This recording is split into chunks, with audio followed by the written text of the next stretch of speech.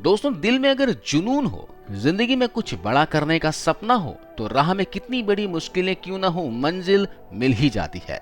बशर्ते आप कभी हार ना मानो, लगातार मेहनत करते रहो। मुश्किलें अपने आप रास्ता छोड़ देती हैं। दुनिया में ऐसे कई सारे लोग हुए हैं जिन्होंने गरीबी से उठकर अपने मेहनत और टैलेंट के दम पर दुनिया में नाम कमाया। आज हम बात करेंगे ऐसी एक शख्सियत की जिन्होंने हिंदी फिल्म इंडस्ट्री में कॉमेडियन के रूप में अपना एक अलग मुकाम हासिल किया। बचपन उनका बेहद गरीबी में बीता। स्कूल की फीस न दे पाने की वजह से क्लास से निकाल दिया गया। वो मुश्किल से 7वीं क्लास पढ़ पाए हैं, लेकिन अपने मेहनत के दम पर बॉलीवुड का एक महान कॉमेडियन बन गए, जिनको दुनिया जॉनी लीवर के नाम से पुकारती थी। उस दौर में अगर 100 फिल्में बनती तो 80 फिल्मों में कॉमेडियन का रोल जॉनी लीवर के लिए पहले से रख दिया जाता। उनकी कॉमेडी इतनी कमाल की होती कि सिनेमा देखने आए दर्शक फिल्म के हीरो को भूल जाते और याद रह जाते जॉनी लीवर। फिर आखिर ऐसा क्या हुआ कि इतनी ऊंचाई पर पहुंचने के बाद वो अचानक बॉलीवुड से गायब होते चले गए। आज हम बात करेंगे दोस्तों जॉन प्रकाश राव जनुमाला के जॉनी लीवर बनने से लेकर उनके सफल करियर और बर्बाद होने की पूरी कहानी। तो कमर की पेटी बांध लीजिए, आइए जानते हैं शुरू से लेकर अब तक की कहानी। जॉनी लीवर का जन्म 14 अगस्त 1957 को मुंबई के धारावी में हुआ था। वैसे तो ये आंध्र प्रदेश के एक ईसाई परिवार से ताल्लुक रखते हैं, मगर इनके माता पिता मुंबई में रहा करते थे। इनकी माँ जब प्रेग्नेंट थी तब वो अपने आंध्र प्रदेश स्थित गांव आ गए थे। इनके दादा चर्च में पुजारी हुआ करते थे। इन्होंने इनके पैदा होने से पहले ही कह दिया था कि अगर लड़का हुआ तो उसका नाम जॉन रखा जाएगा। बस दादा के आदेश पर इनका नाम जॉन राव रख दिया गया। जॉनी लीवर का बचपन बेहद गरीबी में बीता। इनके पिता हिंदुस्तान यूनिलीवर कंपनी में एक छोटी सी नौकरी करते थे। बहुत शराब पीते थे, जो भी कमाते थे शराब में उड़ा देते। हालत ये थी कि जॉनी की फीस भरने का भी पैसा उनके पास नहीं होता। इसी वजह से 7वीं क्लास से उन्हें स्कूल से निकाल दिया गया। स्कूल में उन्हें दूसरे लोगों की नकल करने का बड़ा शौक था। वहां भी अपने टीचरों की नकल किया करते थे। खैर, स्कूल से निकाल दिए गए। घर के सबसे बड़े बेटे थे तो कमा कर घर चलाने की सोचने लगे। उनकी उम्र रही होगी करीब 14 साल। घर के पास में ही सिंधी चौल था, जहाँ सिंधी लोग रहा करते थे। आते जाते एक सिंधी से जान पहचान हो गई। सिंधी जब भी उसको मिमिक्री करते देखता तो नाराज होता। वो बोलता कि कुछ काम धंधा कर लिया कर। एक बार जॉनी ने पूछा कि क्या काम करूं, तो वो बोला कि मैं सड़क किनारे पेन बेचता हूँ, क्या तू भी बेच लेगा? जॉनी ने हाँ कर दी। पेन के कुछ पैकेट जॉनी को भी पकड़ा दिए। दोनों पास पास ही पेन बेचा करते। दिन में 20-25 रुपए की बचत होने लगी। मगर फिर एक बड़ी मजेदार घटना घटी। जॉनी पेन बेचकर घर लौट रहे थे। रास्ते में एक भवन था जहाँ कार्यक्रम चल रहा था। जब वो अंदर गए तो महान कॉमेडियन दिनेश हिंगू मिमिक्री कर रहे थे। कभी अशोक कुमार तो कभी ओम प्रकाश की आवाज निकालकर खूब तालियां बटोर रहे थे। बस यहीं से जॉनी को आइडिया आ गया कि वो अब पेन बेचेंगे तो अपनी आवाज में नहीं, बल्कि कभी दादा मुनि तो कभी ओम प्रकाश की आवाज में। उनकी मिमिक्री से अचानक पेन की बिक्री बढ़ने लगी। लोग उनकी मिमिक्री सुनने आया करते थे और कलम खरीद लेते। 20-25 रुपए की कमाई 200-250 रुपए पहुंच गई। कुछ साल इन्होंने यही काम किया। फिर 18 के हुए तो पिता ने उनको भी हिंदुस्तान लीवर में नौकरी दिलवा दी। मगर पिता बेटे की मिमिक्री से चिढ़ते थे।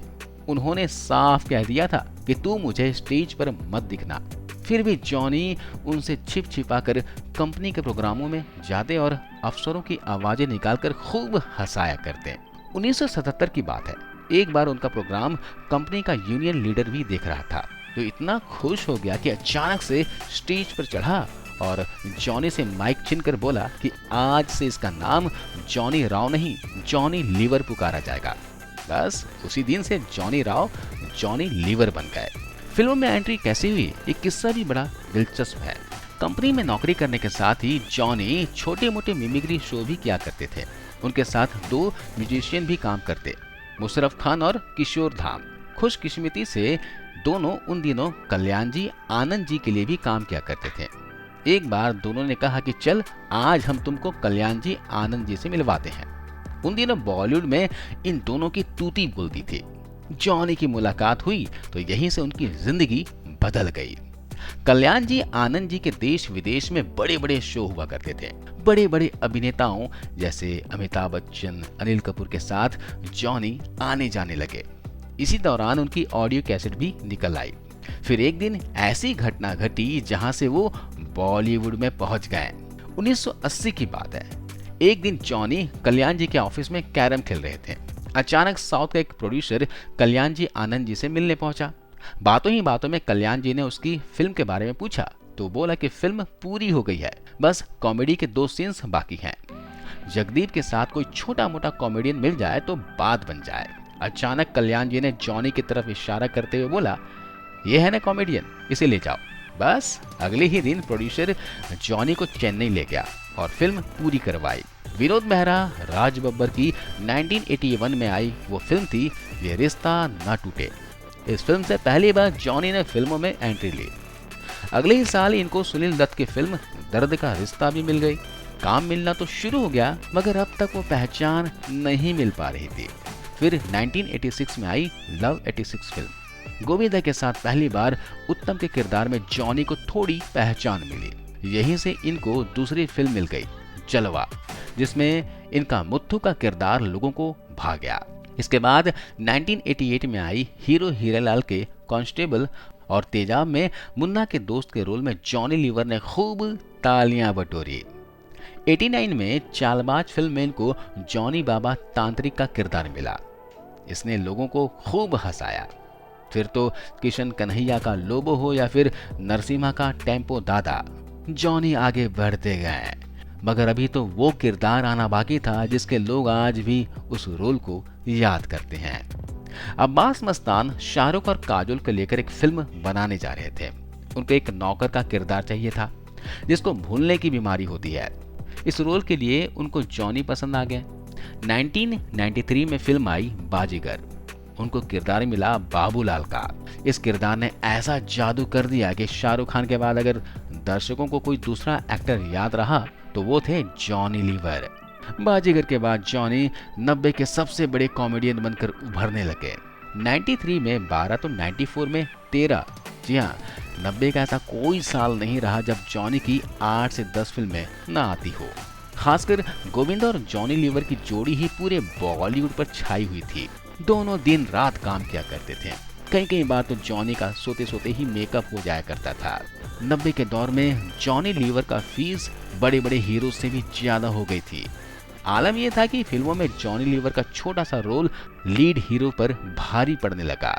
1997 में आई जुदाई फिल्म में तो एक से बढ़कर एक एक्टर थे, मगर पूरी फिल्म में हीरालाल बने जॉनी लीवर का वो अब्बा डब्बा जब्बा वाला सीन याद है, सब पर भारी पड़ बैठा था। भाषा छोड़ दो। अपने हुनर के दम पर उनको गाड़ी, बंगला, इज्जत, शोहरत सब हासिल हो गई। वो कामयाबी के 7वें आसमान पर दौड़ रहे थे। मगर फिर साल 2000 में अचानक वो फिल्मी पर्दे से गायब होने लगे। जो अभिनेता हर दूसरी फिल्म में नजर आता था वो कभी कभार ही दिखने लगा। क्या आपको पता है कि इसकी वजह क्या थी? चलिए हम आपको बताते हैं। जॉनी जी ने 1984 में सुजाता नाम की लड़की से शादी की थी। दोनों के 2 बच्चे हुए, बेटी जिमी और बेटा जय जी।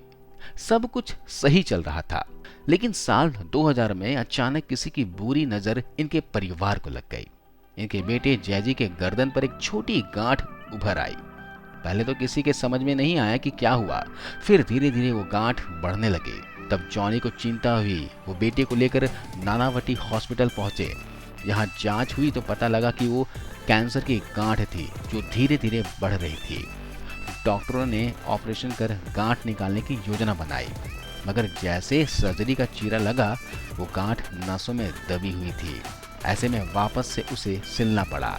डॉक्टरों ने साफ बोल दिया था कि इसका ऑपरेशन भी नहीं हो सकता, क्योंकि गलत नस कट गई तो यह जिंदगी भर के लिए अपाहिज या फिर अंधा भी हो सकता है और जान भी जा सकती है। सबने बोल दिया कि यह कुछ ही समय का मेहमान है। बस बेटे के गम ने जॉनी को अंदर से तोड़ कर रख दिया और इन्होंने एक्टिंग छोड़ दी और बेटे के गम में शराब, सिगरेट के नशे में डूब गए। फिल्म मेकर्स की लाइन लगी रहती थी, लेकिन वो सबको मना कर देते। बेटे को कभी इस चर्च तो कभी उस चर्च में लेकर जाया करते थे। 2 साल तक वो बेटे को ऐसे हालत में देख देख कर रोते रहे। फिर एक दिन चमत्कार हो गया। साल 2002 की बात है। जॉनी बेटे को लेकर एक चर्च में गए थे। वहां पादरी ने बेटे को देखा और बोला, इसे न्यूयॉर्क के अस्पताल में ले जाओ, गॉड इसको ठीक कर देगा। हर तरफ से हार चुके जॉनी अब भगवान के भरोसे ही बैठे थे। वो बेटे को न्यूयॉर्क के उसी अस्पताल में ले गए और वहां सच में चमत्कार हो गया। डॉक्टरों ने चेक किया और 10वें दिन में ऑपरेशन कर बेटे की गांठ निकाल दी। इस चमत्कार ने जॉनी को इतना प्रभावित कर दिया कि वो बॉलीवुड एक्टिंग सब भूल गए और चर्च में धार्मिक कार्यों में लग गए। फिर कुछ सालों के बाद इन्होंने दोबारा वापसी की कोशिश की, मगर इस बार उनको साजिश ने ले डूबी। हुआ ये कि जॉनी लीवर की वापसी की खबर सुनकर फिल्म मेकर्स दोबारा इनके पास आने लगे। उनको Golmaal, all the best, Golmaal 3 जैसी बड़ी बड़ी फिल्मों के ऑफर हुई। फिर से जॉनी का नाम होने लगा तो बड़े हीरोज को वो खतरा दिखने लगे। वो जानते थे कि जॉनी फिर से लय में आ गए तो उनका पत्ता कटते देर नहीं लगेगी। इसी वजह से बड़े बड़े स्टार्स ने मिलकर साजिश शुरू कर दी। जॉनी लीवर के सीन्स एडिट होने लगे। लीड हीरोज डायरेक्टरों पर दबाव बनाकर जॉनी के कॉमेडी डायलॉग अपने नाम करवाने लग गए। इस साजिश ने धीरे धीरे इस हास्य अभिनेता का फिर से उभरता करियर बर्बाद कर दिया। कुछ ही सालों में जॉनी को काम मिलना ही मुश्किल हो गया। आज वो इक्का दुक्का फिल्मों में नजर आते हैं, लेकिन इन्होंने कॉमेडियन के तौर पर जो मुकाम हासिल किया है वैसा किसी ने नहीं किया है। दोस्तों, आज इस वीडियो में बस इतना ही। आपको जॉनी लीवर की कौन सी फिल्म अच्छी लगती है? इनका कौन सा कैरेक्टर आपके दिल के बेहद करीब है? कमेंट करके जरूर बताएं। मिलते हैं अगले वीडियो में। जय हिंद।